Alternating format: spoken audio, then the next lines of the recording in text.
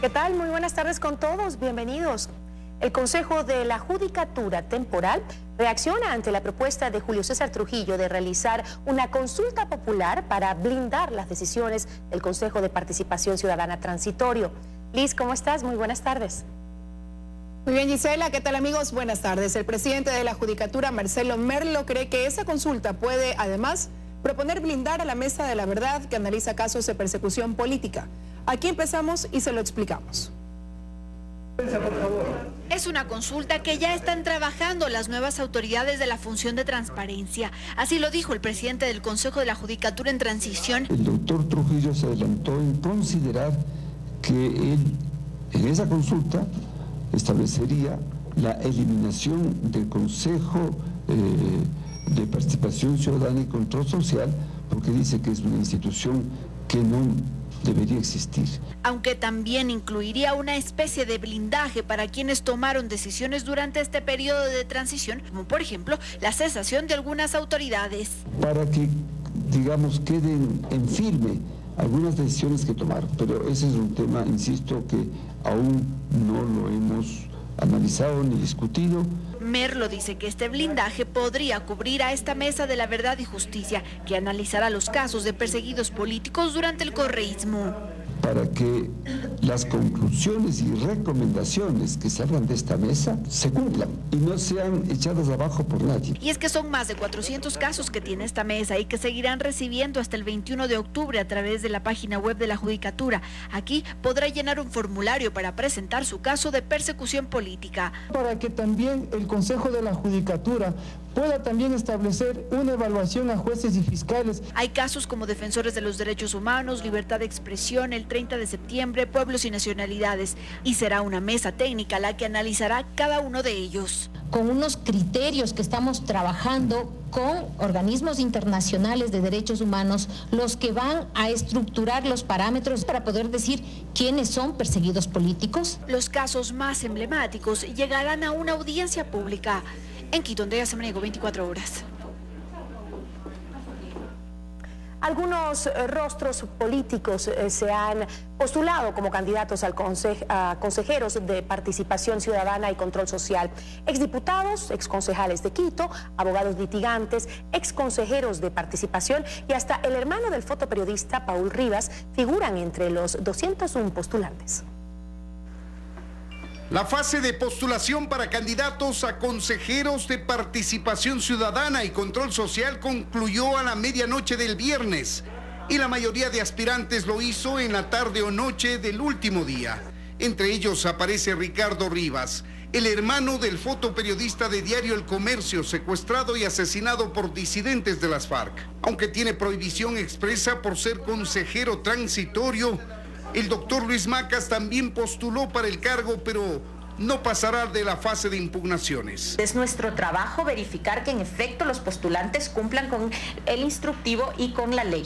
Pablo Ponce, este ex concejal de Quito, también forma parte de los 201 postulantes, así como el exdiputado Franklin Moreno Quesada, el exfiscal de Pichincha Jorge Germán, el ex consejero de participación David Rosero, así como el abogado Juan Carlos Machuca, que participó en la defensa del presidente de la Federación Ecuatoriana de Fútbol, Luis Chiriboga. Todas las postulaciones y sus documentos soporte están colgados en la página web del Consejo Nacional Electoral, así que les invitamos a que revisen cuáles son los postulantes, revisen sus expedientes y, de ser el caso, presenten denuncias con respecto a el incumplimiento de requisitos o la existencia de prohibiciones o inhabilidades. Fausto Lupera, ex parlamentario andino de Sociedad Patriótica, también forma parte de los postulantes, sobre quienes desde hoy y hasta el próximo jueves 4 de octubre los ciudadanos podrán presentar denuncias para depurar la lista, mientras el Consejo Nacional Electoral, a través de la Comisión Calificadora, se encargará de verificar los requisitos e inhabilidades para presentar la lista definitiva hasta el 14 de noviembre. En Quito, Freddy Paredes, 24 horas. Una jueza de la niñez de Guayaquil niega la acción de protección con la que se buscaba continuar con la evaluación de los jueces de la Corte Nacional de Justicia. Los accionantes pedían dejar sin efecto la resolución del Consejo de Participación Ciudadana que quitó atribuciones al Consejo de la Judicatura. Diana Monroy informa. de 3 horas estuvieron a la espera de la resolución de la jueza de la niñez, Venus Hernández, quien debía decidir si daba paso a la acción de protección con la que se buscaba dejar sin efecto la resolución del Consejo de Participación Ciudadana de prohibir la evaluación a los jueces de la función judicial, en especial a los magistrados de la Corte Nacional de Justicia. La jueza rechazó la acción de protección pidiéndole a los accionantes que recurran a la Corte Constitucional, organismo que actualmente se encuentra inoperante. Y todos sabemos que no hay Corte Constitucional. Entonces deja a los mandantes que votamos alrededor de 6 millones por el sí en la pregunta 3 en total indefensión ante un acto totalmente violatorio a normas constitucionales, a garantías constitucionales y, por supuesto, afectadores de derechos políticos, porque creemos en una democracia, acudimos a votar por un sí y ahora ocurre que han transcurrido 6 meses y el Consejo de Participación Ciudadana y Control Social niega la evaluación a los jueces. En esta misma audiencia, quienes presentaron la acción de protección apelaron la decisión de la jueza, la que va a ser tramitada por un juzgado de la Corte de Justicia del Guayas. El Consejo Nacional Electoral Transitorio fue posesionado el 2 de agosto por un tiempo máximo de 60 días, lo que está por cumplirse. Y el Consejo de Participación Transitorio debe nombrar a su reemplazo definitivo. El CNE está en el proceso de la organización de las elecciones seccionales de 2019 y la selección del Consejo de Participación Definitivo. María Gracia Costa informa. El Pleno del Consejo de Participación Ciudadana y Control Social Transitorio se reunirá en sesión plenaria este martes para definir qué es lo que continuará con respecto al Consejo Nacional Electoral. Esto después de que el martes 2 de octubre se cumplen 60 días desde que ellos fueron posesionados el 2 de agosto. Los plazos son determinantes, los procesos de selección ya están por concluir. Es saludable que las nuevas autoridades asuman sus funciones para continuar con el proceso. La perspectiva de que todo quede encaminado, de sentar las bases para que las próximas elecciones sean de manera transparente y que la gente vuelva a confiar. Mientras tanto, el Consejo de Participación Ciudadana y Control Social Transitorio continúa con el proceso de selección de las nuevas autoridades electorales. Para eso también se tienen que conocer los recursos de revisión que serán entregados vía informe a los consejeros. Continuamos informando en 24 horas. El emir de Qatar, Jeque Tamim bin Hamad Al Thani, iniciará esta tarde una visita oficial al Ecuador y lo hará con una reunión con el presidente Lenín Moreno. Para conocer más sobre esta visita nos trasladamos hasta la Plaza de la Independencia con Daniela Valencia y los detalles. ¿Qué tal, Daniela? ¿Cómo estás? Muy buenas tardes. ¿Cuáles son las principales actividades? Cuéntanos. Buenas tardes, compañeras, amigos televidentes. Así es, a partir de las 5 de la tarde aquí en el Palacio de Carondelet se tienen prevista una serie de actividades por la visita oficial del jeque Tamim bin Hamad Al Thani, emir de Qatar. En esta agenda se prevé la firma de varios acuerdos, así como la reunión de ambas partes. A continuación veamos las actividades que se tienen previstas para esta tarde. Una visita por 4 países de América Latina, empezando por el Ecuador. El emir de Qatar, jeque Tamim bin Hamad Al Thani, realizará un tour con el objetivo de estrechar lazos y lograr relaciones bilaterales en cooperación en campos de mutuo interés. Su agenda iniciará en la capital ecuatoriana con un recibimiento por parte del presidente Lenín Moreno a las 17 horas en el Palacio de Carondelet, para luego iniciar una reunión privada y un diálogo conjunto con sus equipos de trabajo. A las 18:35 el presidente Lenín Moreno le otorgará la condecoración nacional al mérito en el grado de Gran Collar al emir de Qatar, jeque Tamim bin Hamad Al Thani. Posteriormente se llevará a cabo una firma de acuerdos de cooperación económica, comercial, ambiental y deportiva entre la República del Ecuador y el Estado de Qatar. A las 19:15 el presidente Lenín Moreno ofrecerá una cena oficial al emir de Qatar para finalmente despedirlo a él y a su comitiva. Recordemos que entre Ecuador y Qatar existe una relación bilateral en crecimiento, misma que se desarrolló a partir de la inauguración de la Embajada de Ecuador en Doha, capital de Qatar, en 2012, seguida de la apertura de la Embajada de Qatar en Ecuador en el mismo año. Esta es la información que podemos compartir con ustedes hasta el momento, los detalles de esta visita oficial en nuestra emisión estelar. Regresamos con ustedes a estudios, que tengan una buena tarde. Gracias, Daniela, igual para ti. Jorge Glass cumplirá mañana 1 año de estar en prisión. 24 horas hizo una recopilación de algunos de los casos de corrupción en los que estuvo involucrado el ex vicepresidente. Ante las miserables acusaciones.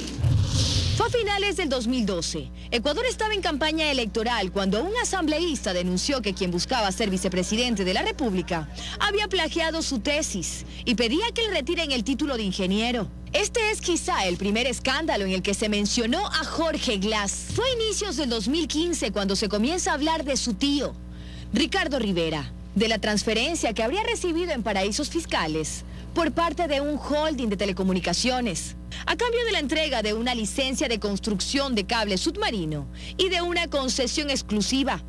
Ese mismo año, otro escándalo, la detención del asambleísta de Alianza País, que solicitó dinero, exactamente $800.000 a nombre de la vicepresidencia, a cambio de la entrega también de un contrato en Esmeraldas. En el 2016, por algo similar, la Fiscalía investiga a su ex asesor, quien presuntamente cobraba hasta $200.000 para otorgar frecuencias como apoyo para la campaña electoral. En abril, también del 2016, explotan las primeras evidencias de corrupción en el área petrolera, con los Panama Papers. Aparecen los nombres de Alex Bravo, exgerente de Petroecuador, y de Carlos Pareja, exministro de Hidrocarburos. En febrero del 2017, el caso Caminosca. Se habla de un pago de $3 millones en sobornos por 3 contratos, donde se involucra los proyectos Sopladora y Toachi Pilatón. El vicepresidente y su en aquel entonces ministro de Energía fueron mencionados. El caso Odebrecht, donde reaparece el tío. Según la Fiscalía, habría recibido $13 millones valiéndose de su parentesco con un funcionario de Estado. Él habría ayudado no a uno, sino a varios contratos a la compañía. Y esta es la compleja trama de denuncias que se ha tejido en torno a la figura del segundo mandatario. Dayana Monroy, 24 horas.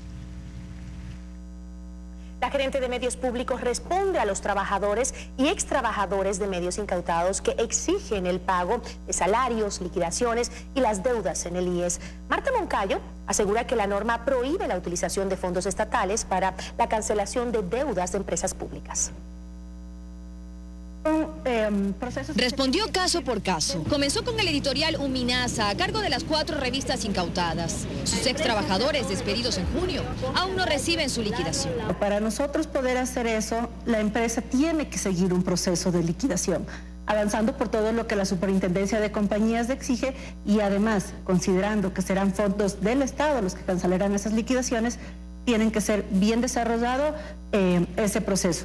En el caso de Cablevisión, aseguró que más de la mitad de la deuda con los ex trabajadores, $5.5 millones, han sido cancelados. Mientras que respecto a la situación de las radios incautadas, donde exigían el pago de 3 meses de salario y más de 20 meses de retraso en las aportaciones con el IES, la respuesta fue también que se encuentran en proceso de pago y que preparan otras medidas. Como accionista principal de los medios públicos se va a poner una acción inmediata en Fiscalía, pero además de eso la Contraloría está desarrollando sus exámenes especiales en las radios, en Cablevisión está por ingresar, en América Visión. Aseguró que mantiene contacto abierto con los trabajadores y ex trabajadores de los medios incautados y que la intención de venderlos sigue en pie. Dayana Monroy, 24 horas.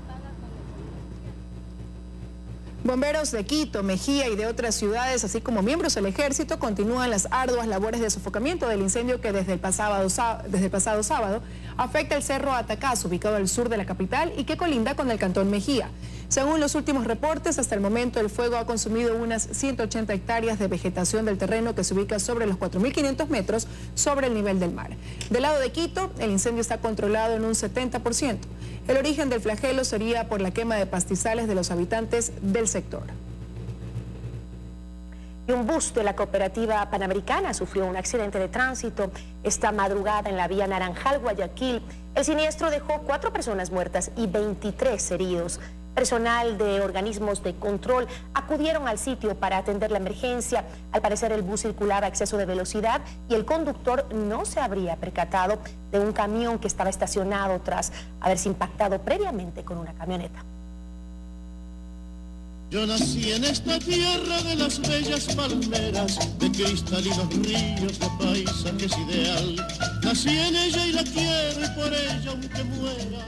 Con un desfile estudiantil, Guayaquil inicia las festividades por los 198 años de independencia.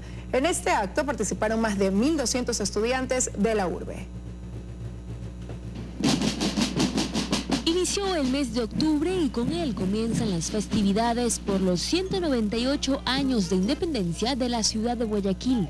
Y es que al estar cada vez más cerca del bicentenario, la celebración es mucho mayor. Este lunes partieron desde el Parque Centenario hacia la 9 de octubre 1.255 estudiantes de academias, colegios. Además también estuvieron bastoneras y por supuesto la banda metropolitana. Las fiestas cívicas son para recordarlas y celebrarlas y para que ese pasado glorioso se mantenga latente en nuestra mente y en nuestro corazón y que ese legado que nos han dejado nuestros próceres debe continuar en las nuevas generaciones. Más de uno decidió dejar a un lado las actividades laborales por un momento para deleitarse con este desfile encabezado por Juan y Juanita Pueblo, tiñendo así de celeste y blanco una de las principales calles de la urbe, llegando hasta el malecón Simón Bolívar. Muy bonito, muy lindo.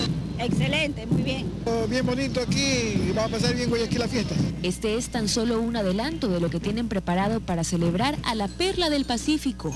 La Feria de Guayaquil está próxima a abrir sus puertas. Las retretas y demás homenajes no dejarán de seguir poniendo en alto a Guayaquil en sus fiestas de independencia. Valery Villalba, 24 horas.